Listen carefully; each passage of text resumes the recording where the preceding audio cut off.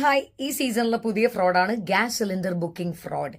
പരിചയത്തുള്ള smart ഫോണുള്ള എല്ലാ സ്ത്രീകളോടും പ്രത്യേകം പറഞ്ഞു കൊടുക്കുക. കാരണം ഇപ്പൊ 4 ലക്ഷത്തോളം രൂപ നഷ്ടപ്പെട്ടിരിക്കുന്നത് മെജോറിറ്റിയും സ്ത്രീകൾക്കാണ്.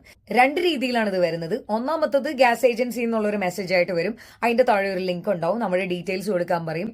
OTP കൊടുത്താൽ അക്കൗണ്ട് കാലിയാകും. ഈ ലിങ്കിൽ ക്ലിക്ക് ചെയ്തിട്ട് ഉടനെ KYC അപ്ഡേറ്റ് ചെയ്തില്ലെങ്കിൽ സബ്സിഡി ക്യാൻസൽ ആയി പോകുന്നൊക്കെ പറഞ്ഞിട്ടായിരിക്കും ചിലപ്പോൾ മെസ്സേജ് വരുന്നത്. അടുത്തത് നമുക്ക് ഗ്യാസ് ഏജൻസി എന്നുള്ളൊരു മെസ്സേജ് ആയിട്ട് അവരുടെ എംബ്ലോക്ക് വെച്ചിട്ട് നമ്മൾ കുറച്ച് ഡീറ്റെയിൽസ് ഒക്കെ വെച്ചിട്ട് സംഭവം വരും.